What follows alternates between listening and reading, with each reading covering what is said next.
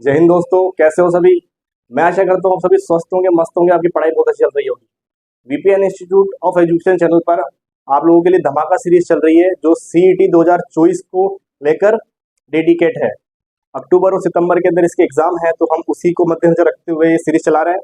राजस्थान इतिहास के अंदर हम जो जालोर के चौहान है उसकी चर्चा कर चुके हैं, और आखिरी के अंदर थोड़ा बच रहा था वो मैंने बताया था आपको कि जो अलाउद्दीन खिलजी और कानड़ देवर के मध्य जो युद्ध के कारण क्या क्या थे हम उसकी चर्चा कर रहे थे।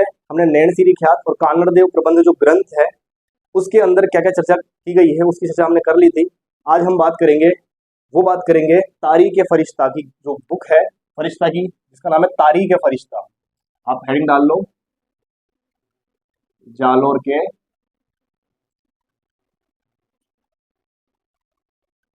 चौहान। आज हम बात करेंगे एक बुक की जिसका नाम है तारीख ए फरिश्ता। तारीख ए फरिश्ता, ये जो तारीख ए फरिश्ता ग्रंथ है हम इसकी चर्चा करेंगे। इसके अंदर अलाउद्दीन खिलजी और कानड़ देव के मध्य जो युद्ध है उसे क्या कारण बताए गए हैं। तो देखो दोस्तों, पहले तो इसकी जो रचना वो किसने की थी, इसकी रचना फरिश्ता ने की थी। किसने की थी? फरिश्ता ने इसकी रचना की थी। कौन सी भाषा में की थी? तो फारसी भाषा में की थी। कौन सी भाषा में की थी? फारसी भाषा के अंदर की थी। फरिश्ता ने इसकी चर्चा जो रचना कर दी फारसी भाषा में कर दी। और इस ग्रंथ में क्या कहा उसने?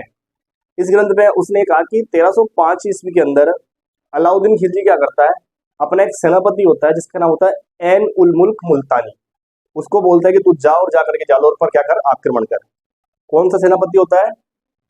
नोट डाउन कर लेना, एन उल उन मुल्तानी। ये क्या होता है? अलाउद्दीन का सेनापति होता है। इसको अलाउद्दीन खिलजी आदेश देता है कि तू जालोर और कानड़ देव पर आक्रमण कर। आदेश अनुसार ये जालोर जाता है और जालोर के किले को क्या घेराबंदी कर देता है।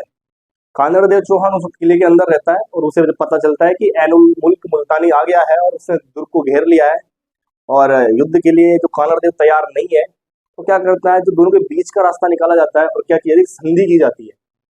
एनुल मुल्क मुल्तानी और कानड़ देव के मध्य संधि की जाती है। और संधि की क्या शर्तें रखी जाती है? और संधि की शर्त यह की जाती है कि जो कानड़ देव चौहान है उसको अलाउद्दीन की अधीनता स्वीकार करनी पड़ेगी और उसके दरबार में जाकर के रहना पड़ेगा। जो कि क्या होता है, जो कानड़ देव चौहान है वो इस शर्त को मान लेता है और अलाउद्दीन खिलजी के दरबार में जाकर रहने लग जाता है। क्या होता है, जब राजा दरबार में आ जाता है अलाउद्दीन खिलजी के, तो फिर उसके मन में से कुछ रहता नहीं है। जब अधीनता ही मान लिया तो फिर लड़ाई किस बात की। एक दिन क्या होता है, दरबार सजा हुआ रहता है और अलाउद्दीन उस वक्त सबसे बात करता रहता है तो जब अलाउद्दीन देखता है कि लगभग सभी राजाओं पे उसे विजय प्राप्त कर रखी है और कानड़ देव भी दरबार के अंदर मौजूद है, तो जोश जोश में अलाउद्दीन खिलजी बात बोलता है और वो ये कहता है कि हिंदुस्तान के अंदर ऐसा कोई भी राजा नहीं है जो मुझे चुनौती दे सके। ये बात सुनते ही जो कानड़ देव चौहान है वो गुस्सा हो जाता है और तुरंत सीट पर से खड़ा हो जाता है और कहता है कि रुकिए सुल्तान, आप भूल कर रहे हैं, अपने शब्दों को विराम दीजिए। तो जो कानड़ देव चौहान है और अलाउद्दीन के मध्य वहां पे वाद विवाद होता है। जो कानड़ देव चौहान है वो अलाउद्दीन खिलजी को क्या करता है, चुनौती देकर के आ जाता है कि ठीक है, अगर आप ये सोचते हो कि हिंदुस्तान के अंदर ऐसा कोई राजा नहीं है जो आपको चुनौती दे सके, तो आपको मैं चुनौती देता हूँ, आइए और मुझसे युद्ध कीजिए। और ये बोल करके जो कानड़ देव चौहान है वो जालोर आ जाता है। तो दोस्तों, ये वाली बात कौन बताता है? तो ये वाली बात हमें तारीख ए फरिश्ता मिलती है और ये बात फरिश्ता कहता है कि असल में ये घटना हुई थी। ठीक है, और बाकी कारणों की हमने चर्चा की कि जो अलाउद्दीन खिलजी की सेना गुजरात जाती है, वहां से सोमनाथ मंदिर को लूट करके उसके शिवलिंग के टुकड़े लेकर के जब वो जालोर से गुजरती रहती है, तो कानड़ देव के क्या कहते हैं सेनापति होते हैं जेता और देवड़ा। क्या नाम रहता है उनका? जेता और देवड़ा। जेता देवड़ा ये क्या करते हैं, उस सेना पर आक्रमण कर देते हैं और उससे जो वो क्या कहते हैं जो शिवलिंग के टुकड़े थे वो छीन लेते हैं। तो ये लगभग ये कारण थे जिस कारण से अलाउद्दीन और जो कानड़ देव है उनके मध्य क्या हो जाता है, संघर्ष होना स्वाभाविक हो जाता है। अब हम बात करेंगे अलाउद्दीन खिलजी और कानड़ देव चौहान के मध्य संघर्ष। अलाउद्दीन खिलजी जैसे जालोर दुर्ग पर आक्रमण करने की सोचता है तो उससे पहले उसके दिमाग में ख्याल आता है कि जालोर दुर्ग को जीतने से पहले हमें सिवाना के दुर्ग को जीतना पड़ेगा। तो पूछते हैं कि भाई क्यों भाई, सिवाना के दुर्ग में क्या है ऐसा? तो पता चलता है कि जो सिवाना का दुर्ग है वो जालोर दुर्ग की कुंजी है। अगर जालोर दुर्ग ताला है तो उसकी चाबी कौन है? सिवाना का दुर्ग है। और अगर हमने चाबी को जीत लिया तो ताला तो हम आराम से खोल ही लेंगे। तो सहमति बनती है कि पहला जो पड़ाव डाला जाएगा वो किस पे डाला जाएगा? सिवाना के दुर्ग पर डाला जाएगा। और पहले किसको जीता जाना चाहिए? सिवाना के दुर्ग को। तो हम हेडिंग डालते हैं सिवाना का साका।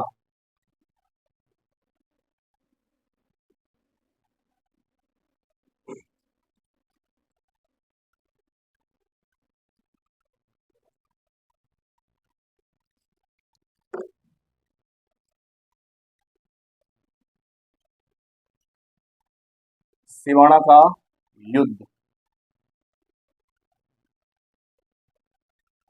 दोस्तों ध्यान से समझना, सिवाना का जो दुर्ग था इस पर अधिकार करने के लिए अलाउद्दीन खिलजी अपने एक योग्य सेनापति को भेजा जिसका नाम होता है कमालुद्दीन। इसका क्या नाम होता है? कमालुद्दीन।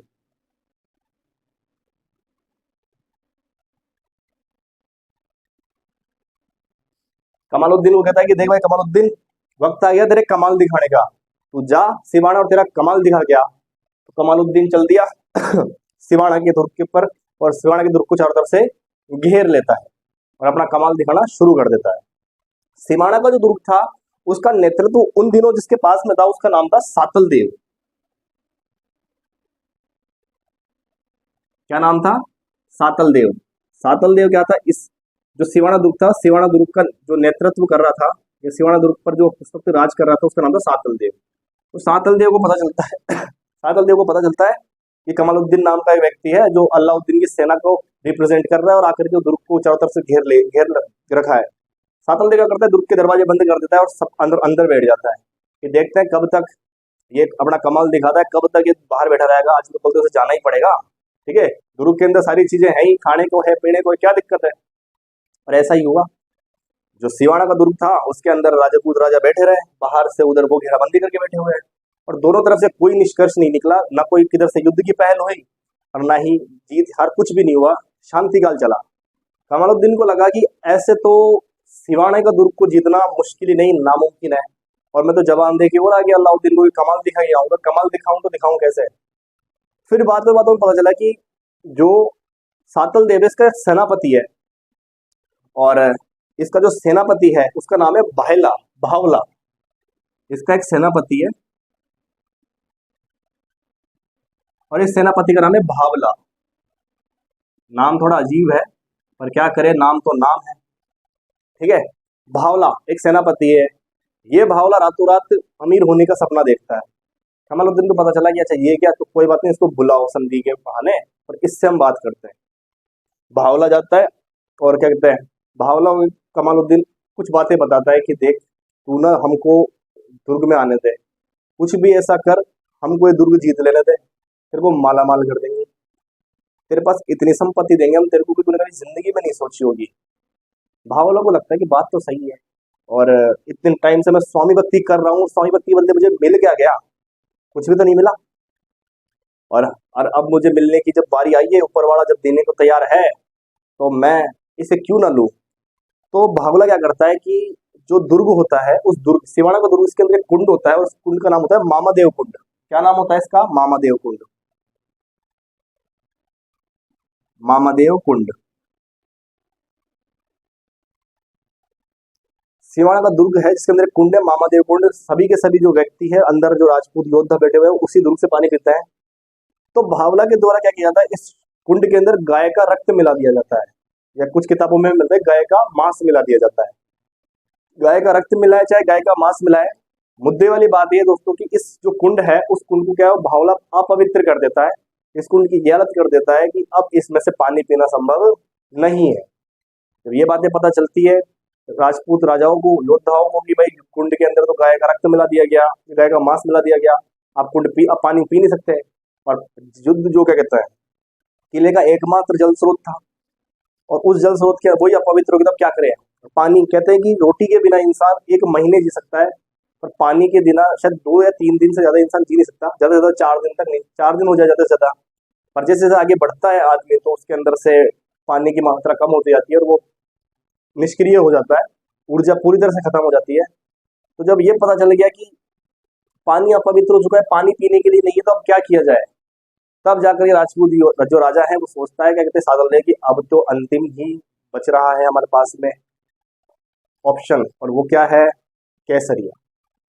राजपूतों की जो सेना थी वो यकीनन कम रही होगी अलाउद्दीन की सेना के आगे, और जब ऐसी स्थिति रही होगी तो जो सातल देव है उसके सामने एक ही ऑप्शन बचता, और वो था केसरिया। केसरिया जो था सातल देव के द्वारा किया गया था। तो सातल देव क्या करता है, सातल देव के द्वारा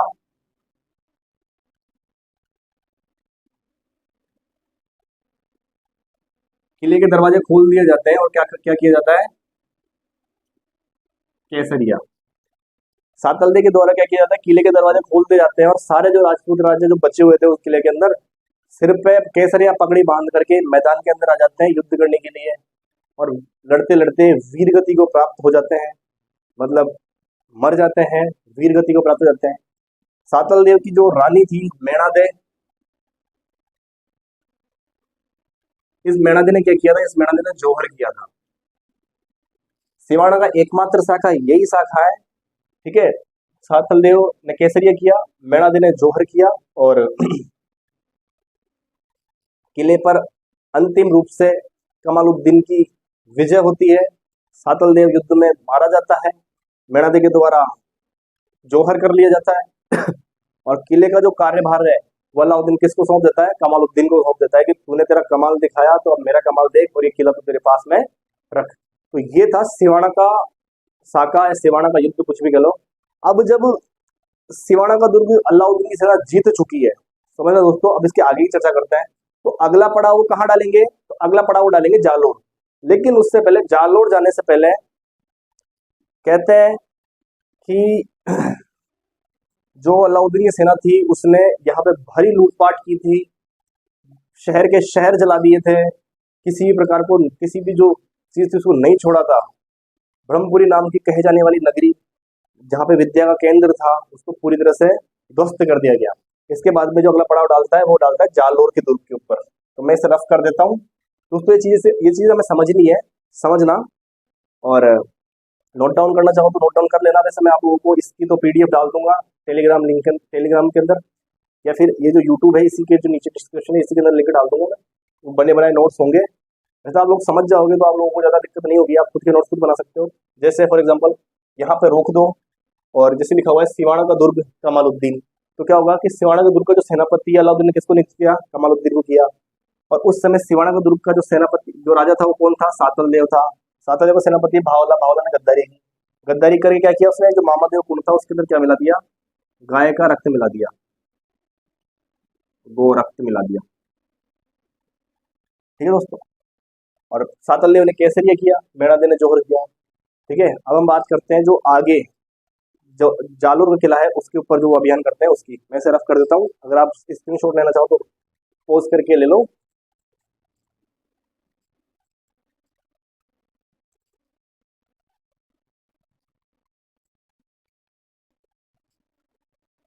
एक डेट और नोट डाउन कर लेना कि 2 जुलाई 1308 को, 2 जुलाई 1308 को इन लोगों ने ये किला जीत लिया था। ये डेट आ जाती है, वैसे तो इतिहास इनमें डेट इतनी ज्यादा मायने नहीं रखती, आपसे डेट नहीं पूछेगा, तो फिर भी अगर आप याद करना चाहो तो कर लेना। 2 जुलाई 1308 को ये दुर्ग जीत लिया गया था कमालुद्दीन के द्वारा। अब बात करते हैं आगे की, जालोर के दुर्ग की। दुर्ग जीतने के बाद जो सेना है उसने कहाँ पे पड़ाव डाला, जालोर दुर्ग की घेराबंदी कर दी, जालोर का किला।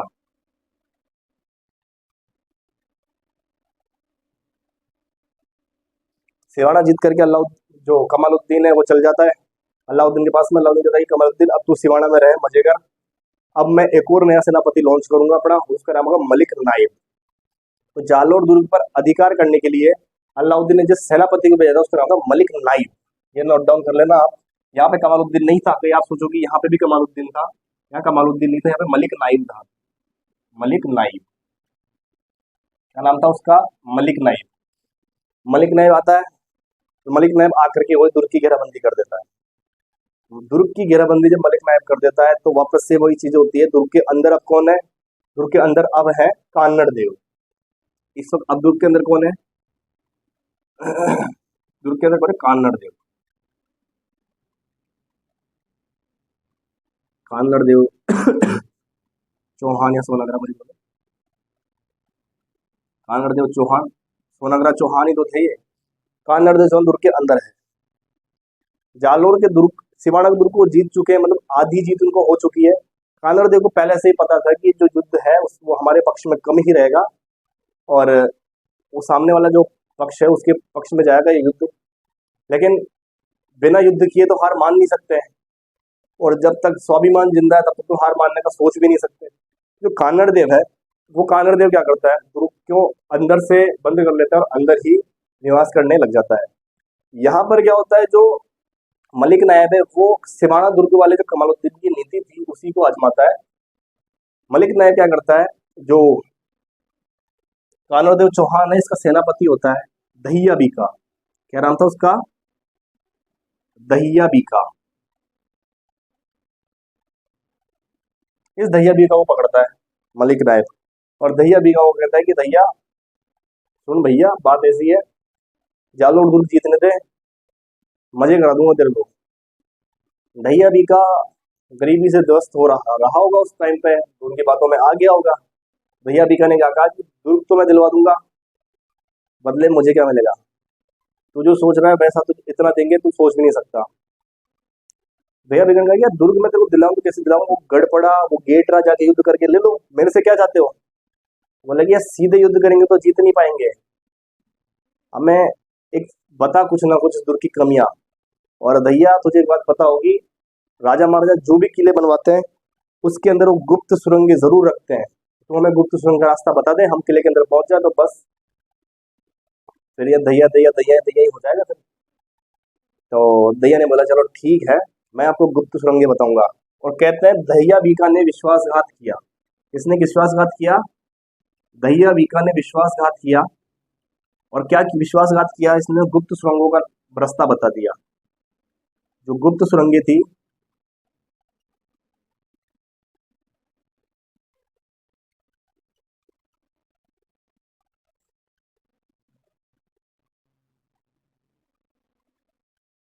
गुप्त सुरंगें थी जालोर दुर्ग की, वो गुप्त सुरंगों का रास्ता किसको बता दिया? मलिक नायब को बता दिया।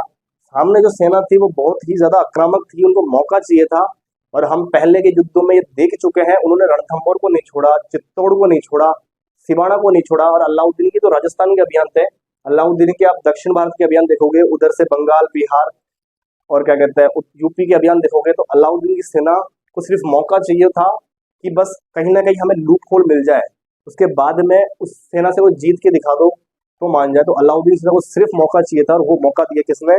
दहिया बीका ने। गुप्त सुरंगों का रास्ता बता दिया, बस इतना सा मौका उनको चाहिए था।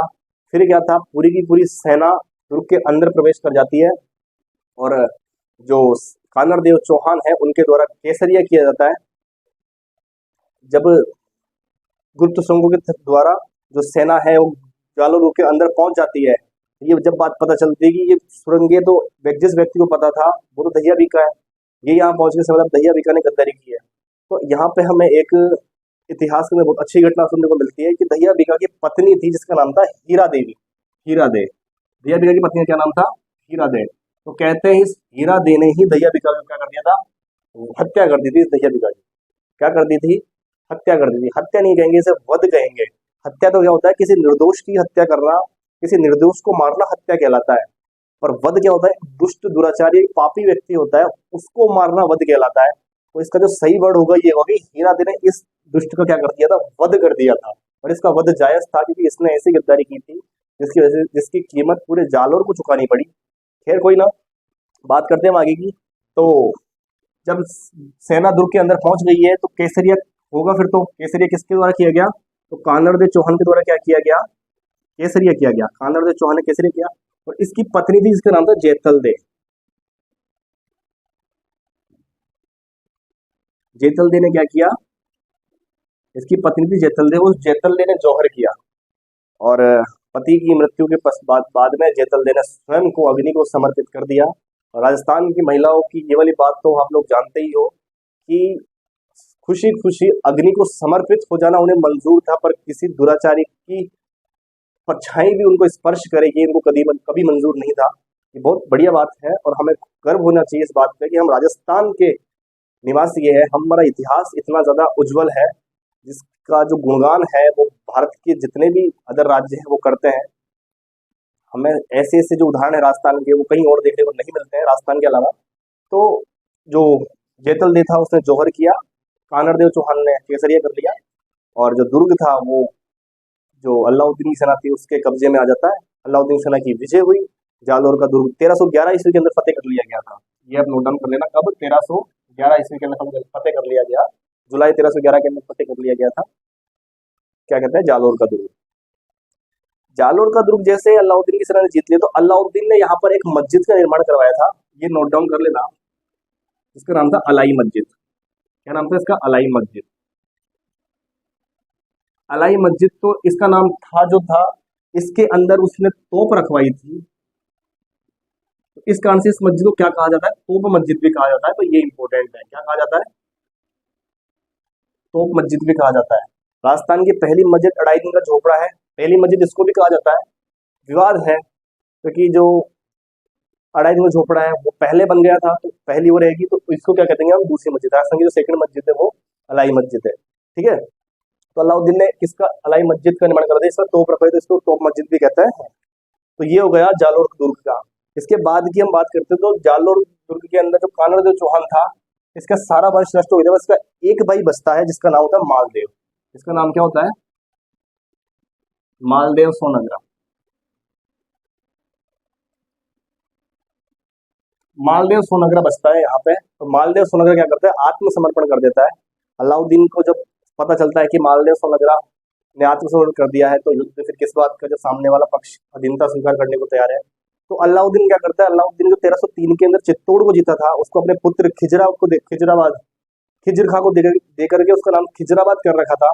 तो क्या करता है अलाउद्दीन ने? वो जो किला था वो किसको सौंप दिया था? कि मालदेव सोनग्रा को। मालदेव तू जा और जा करके जो चित्तौड़ का किला है उसको संभाल, मजे कर, कोई दिक्कत नहीं, ठीक है। तो चित्तौड़ का किला किसको सौंप देता है? चित्तौड़ दुर्ग किसको सौंप देता है? मालदेव सोनग्रा को। कौन सौंप देता है? अलाउद्दीन। इसका नाम क्या रख रखा था उसने? खिजराबाद। जब मेवाड़ का इतिहास पढ़ेंगे तब बहुत डिटेल में चर्चा करेंगे, ठीक है। तो जो चित्तौड़ का जो किला है किसके पास में गया? मालदेव सोनग्रा के पास में गया। कालांतर में जब हम बात करेंगे कि आगे चल करके जो मालदेव सोनग्रा के पुत्र है जैसा और वीरा, उसका युद्ध होगा उधर से हम्मीर के साथ में, जिसे विषम घाटी पंचानन कहता है, महाड़ा कुंभा, तो उससे युद्ध होगा। और हम्मीर जो है वो क्या करेगा? हम्मीर सिसोदिया, वो जो मालदेव चौहान के जो मालदेव सोनग्रा के जो पुत्र है जैसा वीरा, उनको हरा देगा, उनसे वो दुर्ग छीन लेगा और चित्तौड़ दुर्ग पे पुनः राणा शंका की क्या कर देगा? स्थापना कर देगा। ठीक है दोस्तों, तो ये थे जालौर के चौहान। हमने जालौर के चौहान की चर्चा की। मुझे उम्मीद है आप लोगों को चीजें समझ आई होगी, कुछ चीजें समझ में आई, वही हमारा उद्देश्य है। मेरा उद्देश्य ये नहीं है कि मैं आपको लिखा के चला जाऊं, नोट कर लो चलो हो गया काम। चीजें आप लोगों के दिमाग में स्थायी रूप से बैठनी चाहिए। नोट्स तो आप खुद बना लोगे, मार्केट में बहुत सारे नोट्स अवेलेबल होते हैं, पर चीजें समझनी पड़ती है। मेरा उद्देश्य यही है कि आप लोगों को चीजें समझ में आए, और आज हम यही खत्म करते हैं। अब हम अब हम जब बात करेंगे नेक्स्ट वीडियो में, तो मैं कोशिश करूंगा कि अब हम मेवाड़ पढ़ें, क्योंकि मेवाड़ का इतिहास बहुत बड़ा इतिहास है, और अब हम मेवाड़ को कंटिन्यू करेंगे। तब तक के लिए आप जो मैंने पढ़ा है उसका रिवीजन कीजिए और वीडियो को शेयर कीजिए। तब तक के लिए जय हिंद, जय भारत।